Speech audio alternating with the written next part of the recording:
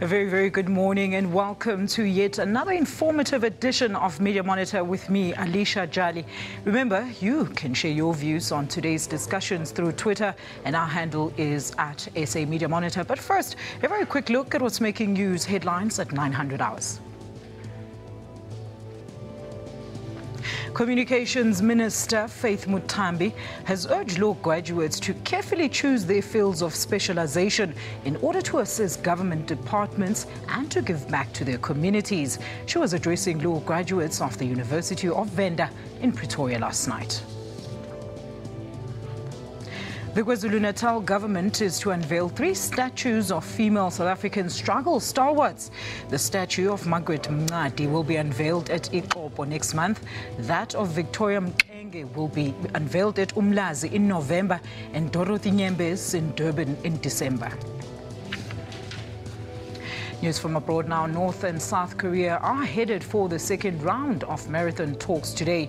Now, this is the result of a series of events that started with the explosions of landmines off the southern side of the demilitarized zone between the Koreas that Seoul says were planted by North Korea. Let's have a quick look now at the radio news headlines. Some analysts believe National Police Commissioner Ria Piega has a slim chance of keeping her job. Human Settlements Minister Lindiwe Sisulu has admitted that government failed to address the military veterans' problems before they got out of hand. And a high-level South African delegation led by Deputy President Cyril Ramaphosa has arrived in Tokyo, Japan on an official visit there. The delegation will focus on consolidating political and economic relations between the two countries.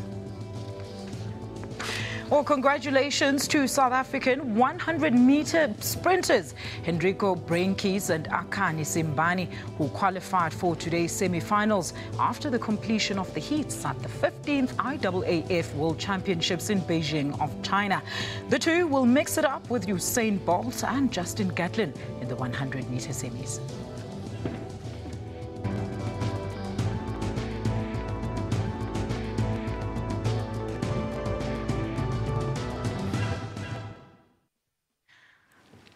Well, now to give us analysis of today's headlines and some of the major stories of the week, let's extend a very warm welcome to Tsepiso Makwetla, SABC senior journalist, and Nompumelelo Runji, Sowetan Opinions editor. Ladies, a very good morning to both of you. Thank you so much for joining us here on Media Monitor. Good morning. Thanks for inviting us. All right. Well, we're still celebrating Women's Month, so let's go ahead and have a look at what's happening today. But before we do that, let's, of course, extend this.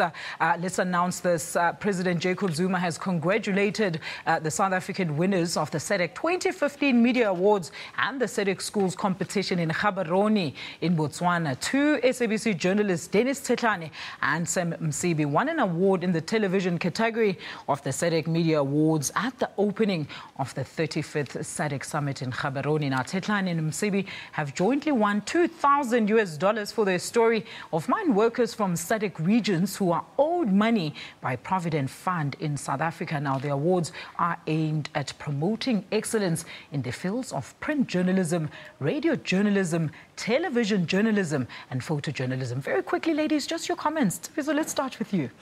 Well, I mean, if we're talking about Women's Month, and certainly something that has grabbed media attention in light of what was obviously then considered by some femicide, but obviously the issue of whether or not the law in itself reflected incidents such as the, of course, accidental shooting and killing of Reeva Steenkamp. We're talking about Oscar Pistorius at the moment, what is seen as Don't get into detail, so we'll talk about that. I just wanted to hear your views very quickly on our journalists winning there. Nompumelelo. Oh, on that. Oh, on that. Oh, okay. Specifically on that. No, I think it's great to see our journalists making a mark in the world, and I think it's something to be celebrated. And I think it's something that we need to be talking about so that we promote this type of excellence across, the journalism field. So it's wonderful. Yeah. Now that I've understood the question, yes, I think it's great. I mean, especially when it comes to SADC and journalism, there's a great need for a varied inclusion of the demographics. News is often reflected in terms of people's backgrounds, and I think we're all the richer for it. All right. Well, ladies, let's now have a look at today's newspaper headlines. Wow. So The Sunday Times is leading with Oscar Pistorius' parole delay and that it could have far-reaching consequences for other South African inmates. And also in the same paper is the picture, of course, of Yolanda Korke. There it is, with Aino al-Hamati, who actually negotiated for her release from Al-Qaeda abductors in Yemen. The City Press is a story about the father of the teenage schoolgirl who allegedly was raped by Mbuso Mandela, and the father has spoken out of his pain. The Sunday Independent, their lead stories about how members of parliament voted to adopt a report by Police Minister Nathi Nhleko on Nkandla. And the Weekend Argus says there the ANC seeks a sports team scorecards. Wonder what that is about. And the Sunday Tribune is leading with the same story as the Sunday Independent, of course, on how Parliament voted to adopt Minister Nhleko's report. Nigeria's Daily Trust now is the story about how the former Minister of Petroleum Resources, Mrs. Dezani Alison Maduke, failed to secure a long-term oil deal with New Delhi, which is Nigeria's #1 oil buyer. All right, ladies, let's start, of course, with the front page of the Sunday Times. There it reads, Oscar release U-turn to shake up prisons. Now, the Oscar Pistorius parole denial has shone the spotlight on, of course, the incompetence in the parole board system and abuse, bringing into question many others whom the minister is now ordered for a full probe into the common practice by parole boards as well as correctional services, rumoured to submit parole applications 6 months ahead of qualification dates. I think for me, as I was trying to say, that it really does go to the whole issue of the spirit of the law versus the letter of the law. From the get-go, we've seen that with the whole furore over dolus eventualis, which was the first time we all heard of that term. Yes.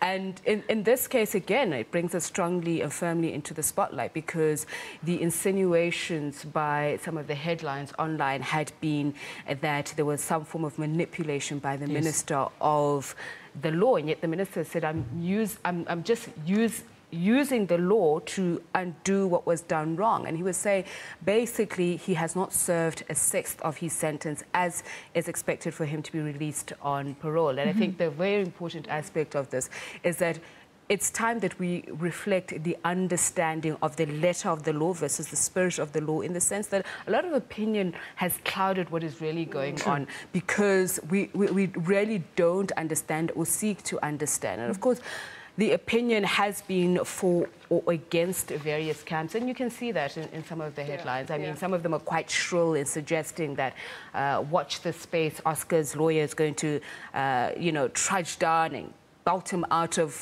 jail, and that didn't quite happen. And that takes us back to the issue. How much do we understand about the law and how well are we reflecting it? Especially in the media, how well are we reflecting it, Nombumile?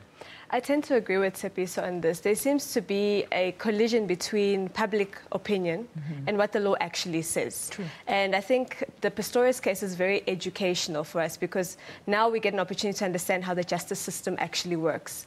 And because obviously different media houses have their own interpretation of certain things, we're getting a wide spectrum of understanding about how the justice system works. I mean, one newspaper house actually reported that there's actually absolutely nothing wrong with Oscar's release last week. There wouldn't be nothing wrong because it's been happening for such a long time. And we can't look at it outside the context of the pressure that the prison system actually has. So it's almost understandable that parole boards would be looking for all sorts of ways to lighten the burden on the prison system, hence this type of practice. So it casts a light even more broadly on what actually needs to be done to change the way correctional services works, number one, to ease the pressure of correctional services, as well as what does it actually mean to say that an inmate has been rehabilitated and that he or she is free to actually get out there into the community. The other thing that it actually raises is when someone is released under correctional supervision, what does that actually mean? Do they go home and put their feet up Or does it actually mean that the burden is taken off taxpayers, we often have to bear the brunt of actually keeping inmates in jail and feeding them and all of that? And does it allow inmates to make a contribution to society through community service, etc.? We need to weigh some of those things, which is actually better, which serves us better as a society. But of course, this is a high-profile case. This is Oscar Pistorius. I wanted to it's say, not what somebody about else. ordinary cases? Exactly. You know? So if it was anybody else, we most probably wouldn't have found out, number one. Number two, if it were an ordinary person, it could have happened that perhaps they wouldn't have even been considered for this early release. So there's a lot of debate around the issue. But what do you make now of the minister's investigation probe into the practices by the parole board, Tsepi? So do you think that is going to further cast light on the practices by the parole board or the justice system in general? I think, as some commentators have said, that it really does shine a light on the criminal justice system. And as we've seen, just looking at the newspapers, there's a great deal of concern around that. I mean, I'd like to first start with the parole board. There are those who've said there have been really questionable decisions made in the past, but because Oscar is such a high-profile case, and I think one of the reasons that it's grabbed international attention is because there's been a spotlight shone on our criminal justice system. If you remember the Shri and Devani case, people were looking at whether or not we are capable at handling such cases. And of course, that proved that there's nothing wrong with our criminal justice system. But then there was also the issue that we've seen... But others would agree, Tsepi, so... I mean, it depends on where you stand on the issue. I mean, you've seen recently the controversy over the criticism of the judiciary. The Chief Justice seeking a meeting with Cabinet, with the executive, to say, let's talk about this. I mean, they speak to those issues. We've seen what has happened with Nomkobo Chiba. Again, it goes back to the issue of the criminal justice system. So let's leave it there, because I really want us to discuss what's on page 3 there on the business section of the Sunday Times. It says, Warren's place is in the boardroom, guys. Really, ladies? Very interesting piece about the societal woes when it comes to women leading in male-dominated positions. A story about high-flying property developer Bronwyn Colbert here as she stepped into a role as CEO of a huge company. Questions by the board were raised as to how can she drink with the men in Nigeria. Ladies, we heard this week in the newsroom how it's perceived that stories are told through the male perspective. I want to hear your views, Nopumele. Yes, because business and the media is dominated by male figures, it goes without saying that things would be presented in a male perspective. And you can also see by the questions that the board asked that there's a perception that women are softer and therefore women can't engage on hard issues of business, hard issues of politics. So you require someone with a sterner, persona and a physique, So this woman can't interact with Nigerian men who are known to be quite strong and forceful, you know what I mean? Drink. And exactly, and drink. So there's this perception created that women can't play in a man's world. And I think that Kobe is actually setting the scene for more women to enter these places of leadership and for us to actually make our mark as women. And I think it's encouraging to see that she's entering this space, and regardless of the criticism, she's actually going to sit there and represent more women. And actually, I think it will open more doors, even for us as ladies in the media and in journalism, to actually take to broaden our horizons and perspectives, and actually aim higher. What a great piece during Women's Month, Tsepi. So just 2 lines, please. Well, in 2 lines, I'd say it's intriguing in the sense that, I mean, it's really a reflection of general views in society about women and in certain positions. And I'm sure you'd know this, that as a journalist, if you are perceived as hard, then you're aggressive. If you're male, then you have got strong interrogation skills. So that's where the balance is supposed to be laid. All right, we're going to take a quick ad break, and when we return, we're going to continue with today's newspaper headlines. Do stay with us.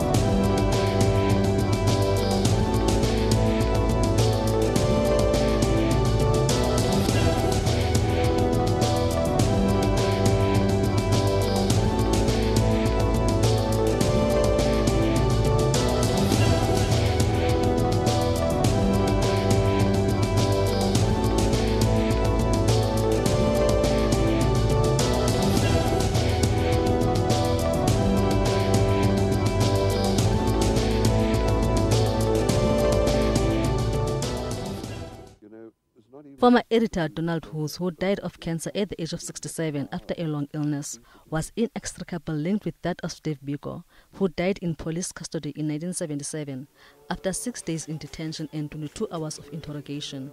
As a journalist, Donald Woods was at the forefront of the campaign to get the truth revealed about Biko's death.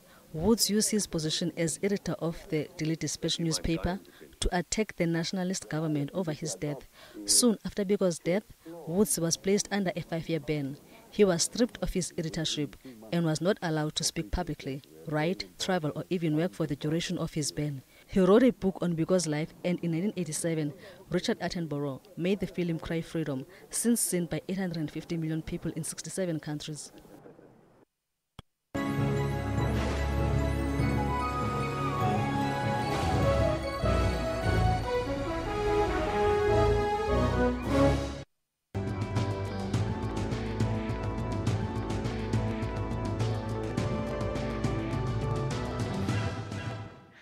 Welcome back. You're watching Media Monitor. If you've just joined us, our media experts today are Tsepiso Makwetla, SABC senior journalist, and Nompumelelo Runji, Sowetan opinions editor. Now, ladies, let's move on and have a look at the City Press. The front page there reads, Mboso Mandela trial, my daughter was raped, reads the headline. City Press does a revelation, of course, of the late former president's grandson, Mboso Mandela, and his woes as he's accused of raping a minor in a restaurant toilet in Greenside of Johannesburg.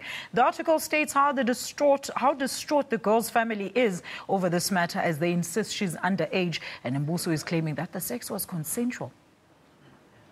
Well, I think what's going to be difficult about this particular one is precisely the high-profile nature that we've seen with Oscar Pistorius. And then it'll go down to the he said, she said, which often becomes very damaging for allegations such as this. If we're talking about rape, the requisite sensitivity is then lost in who's involved, where, what, how, etc. Thank you for raising that, Tsepi. So I wanted to say the issue here is people want to see how the police will handle this case. Nompumelelo, how do you think they'll proceed with this one? Well, there are already allegations that Mbuso is getting special treatment, just like in the Oscar Pistorius case, where he gets a single cell, whereas normal prisoners in remand are kept together in one cell, you know, in crowded cells. So already the debate is already there about is his name giving him special treatment, etc. The other issue, of course, rape cases are very difficult to prosecute because it's a private crime. So things happen between two people, and it's going to be very difficult for the accused to be able to prove the allegations to be true. In fact, because it happened in a public place, in a restaurant, they must probably walk together. They were seen together, and there are many questions that arise. Were there no screams? How can nobody have heard what happened on that night? So it's going to be a very difficult case. But just even away from just the issues of proving rape, just what Tsepiso said, this is a high-profiled person. Of course, there have already been allegations that Winnie Madikizela Mandela put pressure on the girl's family not to actually speak out about this issue. And of course, there's the trauma that the family is feeling, as the father has expressed. So there's a lot at play here, and I think it's going to be quite as dramatic as what the Oscar Pistorius case was. But who's overlooking the seriousness of this issue here, Tsepi? So why are we not focusing on the realness of the issue? And that's a rape allegation here. Forget about who's accused.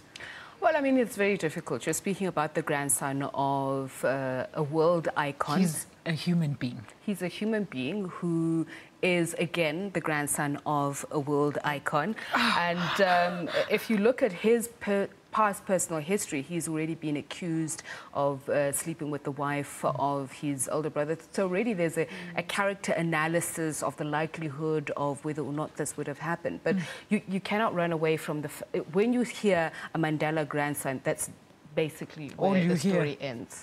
And of course, that's how the media has carried it. If you've listened to all the reports, the radio reports, all the newspaper headlines... Well, the name wasn't revealed until he appeared on but it Friday. was Nelson Mandela's grandson, the icon, Nelson Mandela's grandson. So we're not going to run away from that issue of we are dealing with or who this is, I this think personality. we really need to move away from those issues and focus on the real issues here. Let's now have a look at page 5. It says the ANC looks at the state of our nation. Well, Ferial Hafaji here writes about the ANC's National General Council meetings midterm review, a stock take for the party to gauge where the country is. Now, she's gone on to abstract a few pieces from that discussion documents. It must look really, it's very interesting points there. Nompumelelo. Well, if you look at the document, a few things arise, and it looks like the ANC is becoming honest with itself, that the challenges that it faces, even based on its electoral performance, actually from within. You've got factionalism, you've got the issue of vote buying, where members are actually buying other members of the party, promising them things just for them to vote for them to get into specific positions of power. There are also questions of corruption, and that the culture that permeates within the party is actually what is driving corruption and other problems within the state itself. So you see a party here that seems to be reflecting on itself very honestly. But we have to ask questions about whether or not this will be carried through. Will anything actually change moving into the NGC and then moving into the elective conference next year, in 2017. So this is a very interesting document if you read it. And I think it will have a major implications also for President Zuma himself, because he has presided over what is seen as chaos and decay within the African National Congress. So you're basically saying that being honest, is the start of actually acknowledging what the problems are within the ruling party. Yes, that's exactly what it is. You know what psychologists say, that you cannot solve a problem until you admit and acknowledge that the problem actually exists. So do you agree? I'm laughing because I'm thinking psychologists equally say that you cannot solve a problem with the same mindset that created it. So, I mean, this is the crux of the matter, whether or not, if you look at the socio-economic issues, for instance, we're talking about some of the, especially mining industries being in flux, being in crisis, and it has often been said the failure to implement what has been spoken about a lot, and that is radical economic transformation, that this is one of the reasons that's created the situations where we are now. We've seen commodity prices, interestingly, in the past week, go up again, but it won't solve the problems, that there are thousands, tens and thousands of jobs that are in crisis, and it's the inability to rein in private sector, some have said, that has caused this problem, and the labor relations that investors have said you need greater flexibility, and labor unions, which are obviously a very close ally with the governing party, have said, no, you can't do that. And I think when you look back at Marikana, some would say the failure has been to deal with the underlying causes. So raising some very interesting issues there. Let's now have a look at the Sunday Independent. The front page reads there, yes, Nkandla's yes men and women. Now, the Independent this week has, in a spirit, it says, of transparency, released a list of names of those MPs who voted yes to adopt the Nkandla report, exonerating President Jacob Zuma from paying back any money for upgrades in Nkandla. Now, the list is a front page picture, ladies.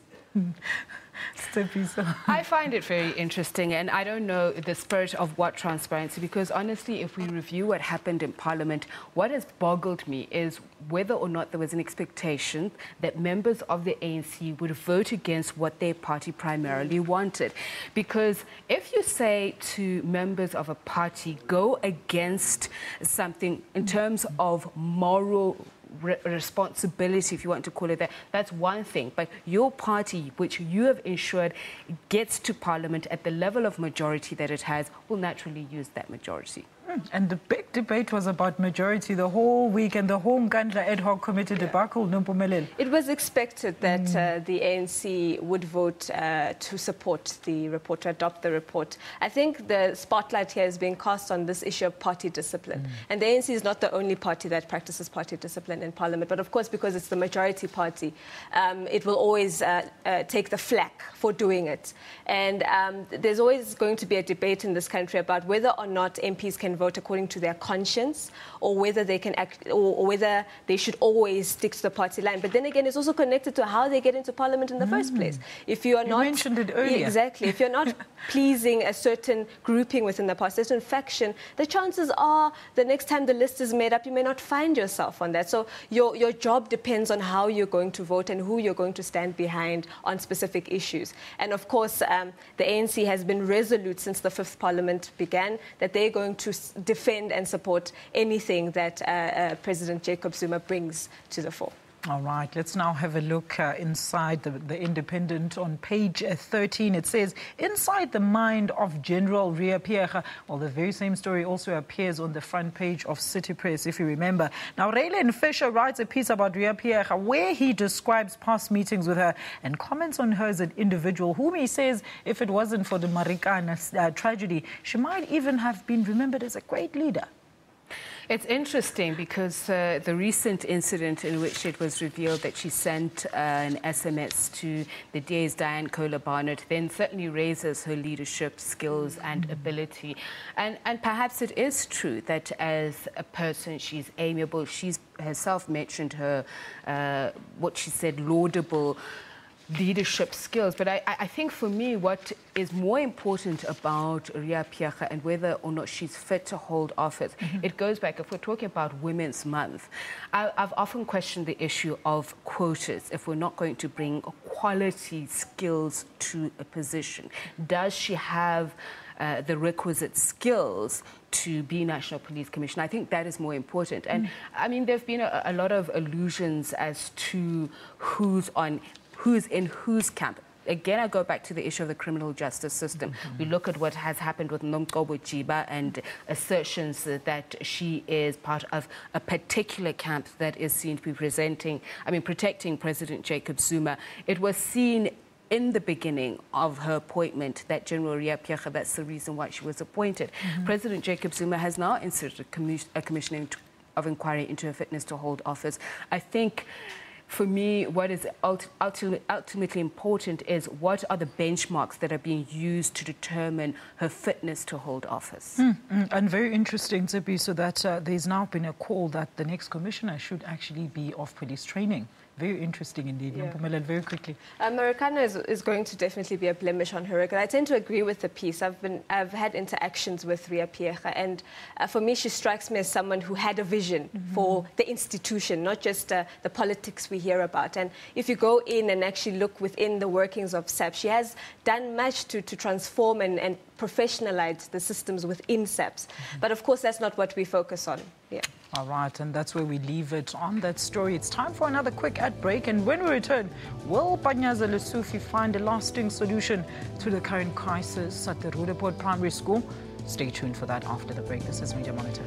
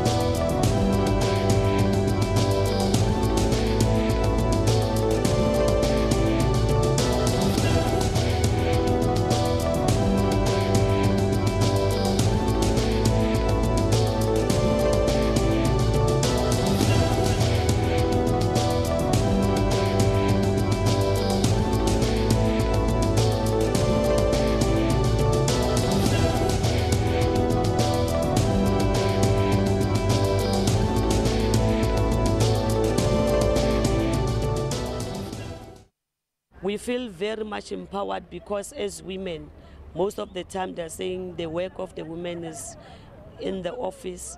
But as you can see for yourself that women are so energetic and they enjoy to be part of this operation to ensure that everything went well and the community and the inhabitants of South Africa are saved in the hands of the women in blue.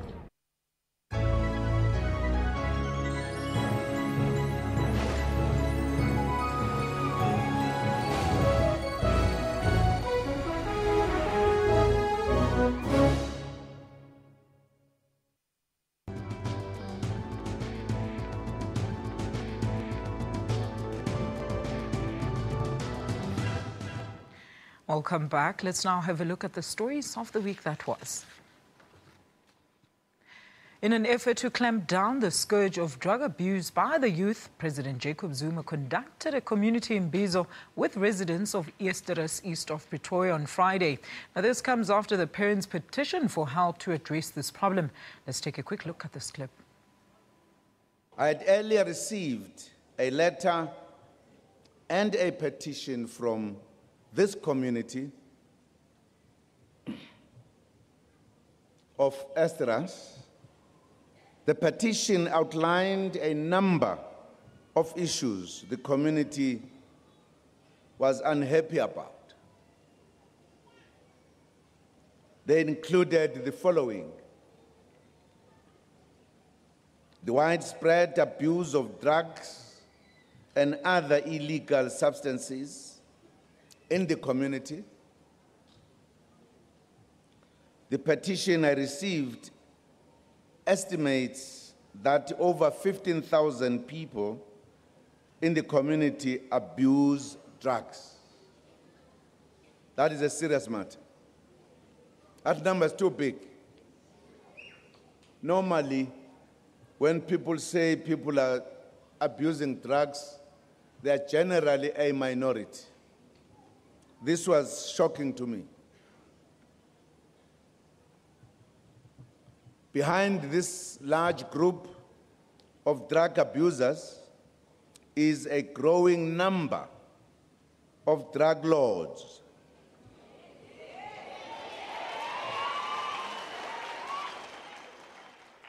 Look, the fact that the president actually took that petition seriously, how important and how effective do you think that was?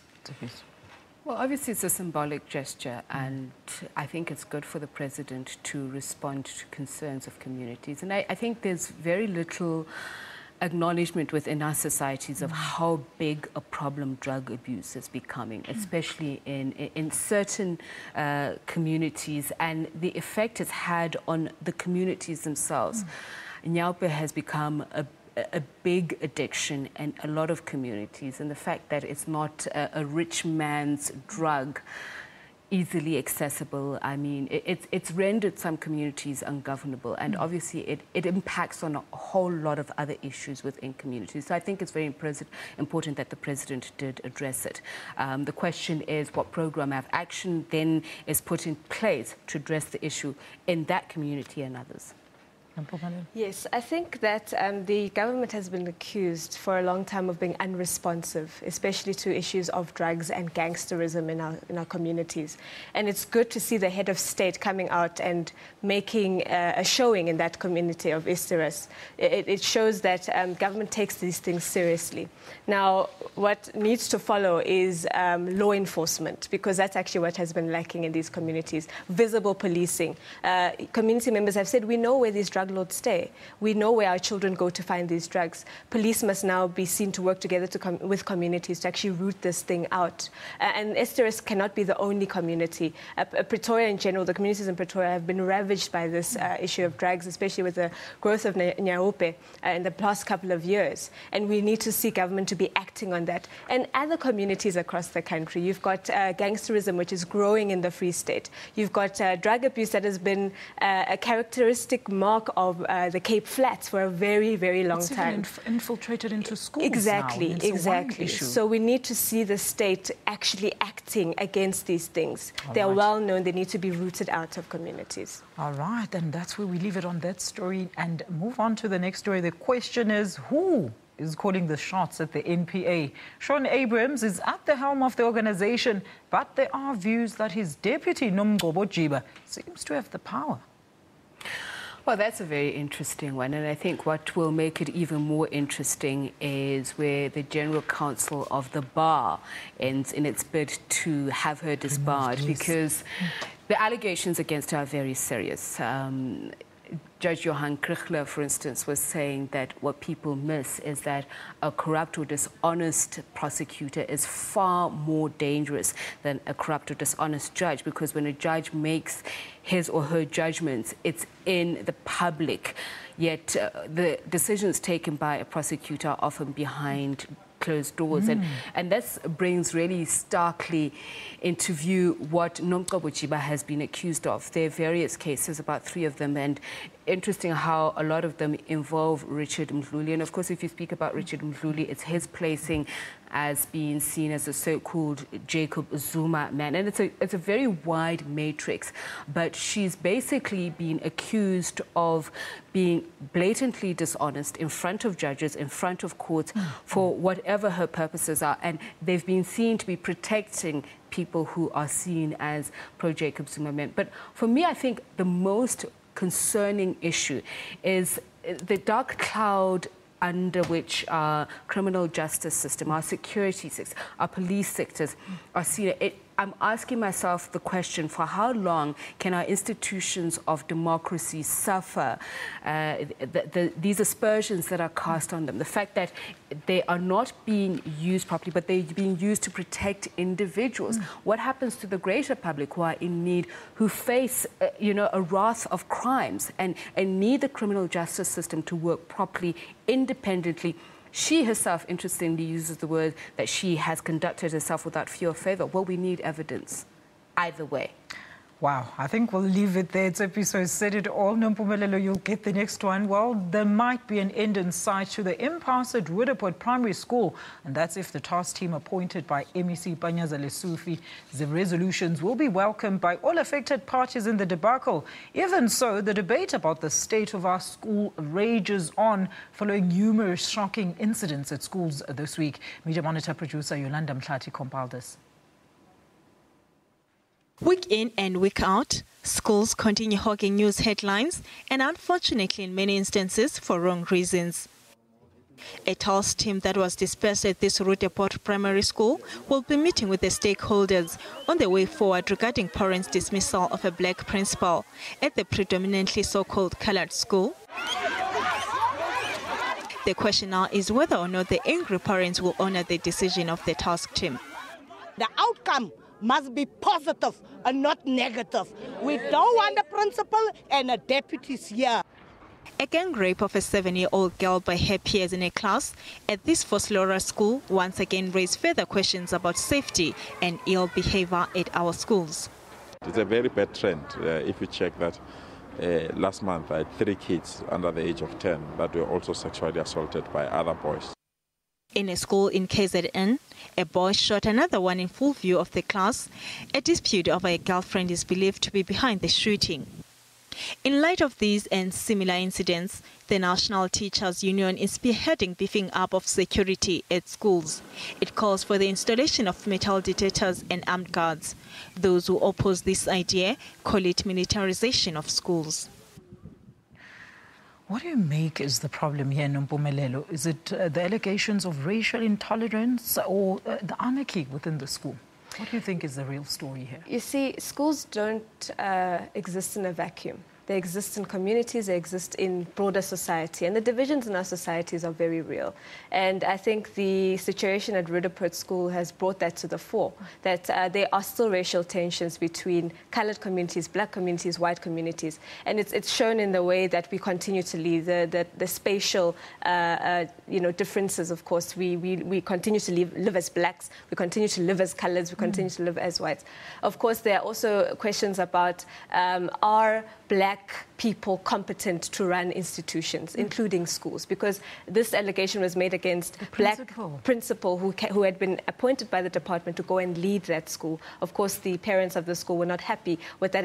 Investigation was launched. They were found to be beyond reproach, and yet the issues continue. But I think that the approach of the MEC is also correct to say the community itself must find solutions. The parents, together with the teachers, together with the pupils, must find a way of working around this thing. And this is how we're going to build our communities moving forward. We can't have the government ever imposing things on communities, but we need to sit down and have discussions and say, let's take responsibility. This is our school, these are our children, and we want to see them prosper in the end. And I think it applies across the board, not only just at Roodepoort, but also the school at Vosloorus, where these kids were raped by their own schoolmates. It also tells you that there's something that has gone wrong in our communities. Something has gone wrong with parenting. Something has gone wrong with the collective responsibility that we're taking for raising our children. Who supervises our children? Where were the teachers when this was going on inside school grounds during school hours? So we need to begin to actually interrogate those very difficult questions about the state of our communities and then the state of our schools, and whether or not as parents, as community members, we're actually showing enough interest in what goes on in children's lives. Children don't learn this behavior amongst themselves. They learn it from somewhere, and then children are good imitators. So we need to begin to address some of those issues that are going on in our communities. And again, the issue of policy. Law enforcement around our schools. We've spoken about the drugs. We've spoken about people having access to children that shouldn't have access to children. Those things, we need to see an integrated approach to fixing our schools. Not only the basic education department, but also the justice department, the police, etc. must get involved. Well, there's been a call for to have an armed security guard at schools, for one security guard for every 200 children. Do you think that would be plausible? Well, greater security very quickly, SABC. Greater security at schools is important, but I think, as you were saying, the most important thing is to deal with the problem, which at its core lies in communities. Better parenting and better... we grew up in communities where every child had a parent, not biological or not. So yes, you were being parented by somebody, and I think we've lost that, and this is why we're seeing some of the problems. Thank you so much. Well-grounded ladies there. More Media Monitor after this short break. Do stay with us.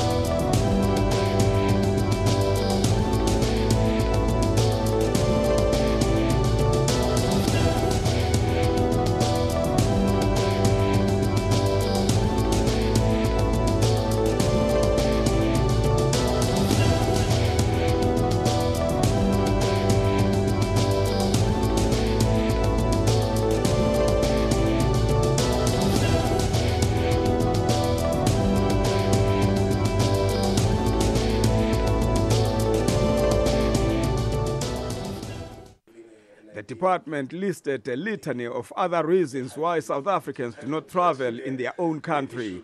But the biggest concern was the loss of revenue for the industry. Although the department could not quantify the figures, it is nevertheless estimated that the country loses hundreds of millions of rand. Now the department has ring-fenced 100 million rand to specifically promote domestic tourism. We have to create this culture where South Africans feel that they are part of this journey and they benefit from it as well. And we really want to actually get to a point where domestic is our backbone.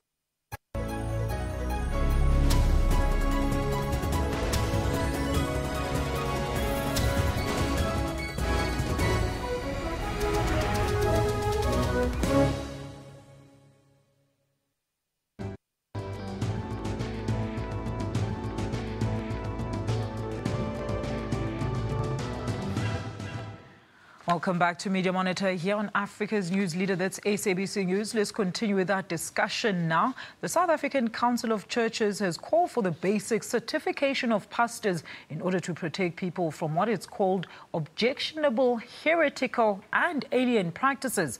The SACC also called on the state to protect the human rights of the people attending such churches. Very, very worrying visuals and reports throughout the whole week about these mushrooming churches. Tsepiso.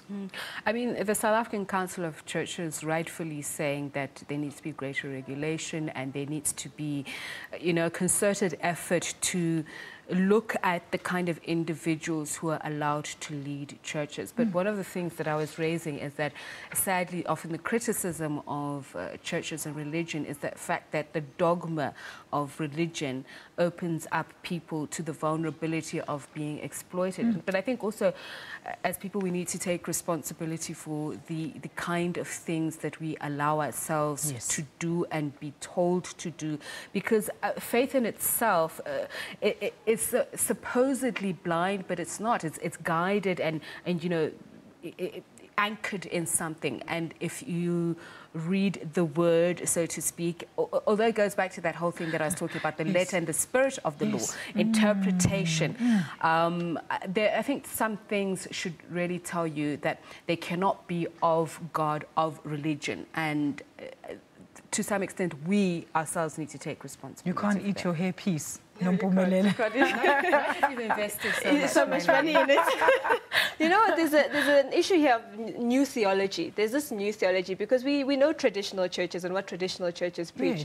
The Methodists, the Lutherans, we know what those churches are about, and they have clear systems, Shembe as well. They have clear systems in place for discipline and how pastors actually become pastors, etc. But in these new churches, there seems to be some cloud of secrecy around how does this pastor qualify to become a pastor in the first place? Where does this stuff come from? Why do they interpret text the way they interpret text, So I think it's a good thing for the Council of Churches to start getting involved in this, because at the end of the day, it is the entire Christendom that comes into disrepute when these things happen. It's not just these charismatic churches at the end of the day. All right, ladies, so you'll not be eating your hair pieces. Thank you for that. Now, because we are Africa's News Leader, here's a quick update on continental and global news of the week. Burundi's President Pierre Nkurunziza has been sworn in for a controversial third term in office. The ceremony came as a surprise, as it was only expected to take place next week.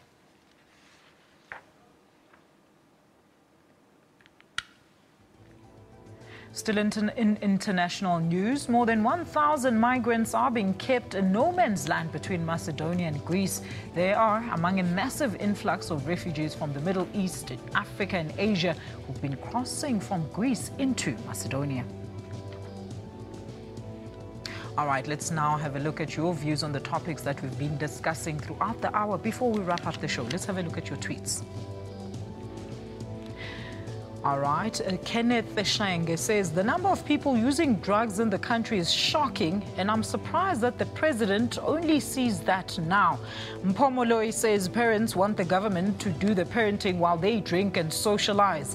And Portia says government must have a look at its laws for schools and stop loading teachers with all parenting, policing, social welfare and education. Educating Mandla Makidela says, why now? Churches have been mugging our people for years. Memberships have been suspended for not paying tithes. Very interesting. Mutao Masibane says still it will not be a solution because pastors will also fight among themselves on who's going to issue those certificates. It's an ongoing scandal there. Nkosinati says one personality don't think so. People have reached an all-time low in belief that they can't believe and do anything. Those were some of your views coming in through on social media, of course, on what you think on our topics today. Ladies, let's hear your views. What do you think will be prominent in the news this week? We've got Ria Pierre, we've got Nkandla, we've got Oscar Pistorius. Very quickly, let's start with you, Zeb. Just very quickly, Ria Pierre, obviously that will be of interest, but linked to that has now been the recommendation that the Gauteng Hawks boss be fired, and that's been said to be connected to the Richard Mdluli case, so that will see itself play out. The Business Day, interestingly enough, tomorrow is going to come out with a report that speaks to what is being called the Project Spiderweb, follow-up. It's another intelligence report that speaks about various elements within Treasury who supposedly worked for the apartheid government, and it's been seen as an effort to destabilize Treasury as an important organ of governance. So even Trevor Manuel's in that list. Very quickly, Nobubele. I think that we'll see more in the Oscar case. We'll see comments from Minister Masuta. We'll hear more from the ANC Women's League that have actually been pressing for Oscar to remain in jail a bit longer. So that's not going to die. And the Nkandla issue is also not going to die, given that we've got the EFF that's taken it to the Constitutional Court. The DA has also got a bid going. And I think there's going to be a lot more conversation and discussion around how Nkandla is affecting our institutions. Ladies, thank you so much for being with us on Media Monitor. Do enjoy the rest of your Women's Month. Thank you. All right. Well, thank you to all our viewers for joining us today. Remember, your contributions and suggestions are still highly valued. You can email us for any suggestions and compliments on mediamonitor@sabc.co.za. We're also available on Facebook, www.facebook.com/Media Monitor. Tick like on our page. Not forgetting Twitter @SA Media Monitor.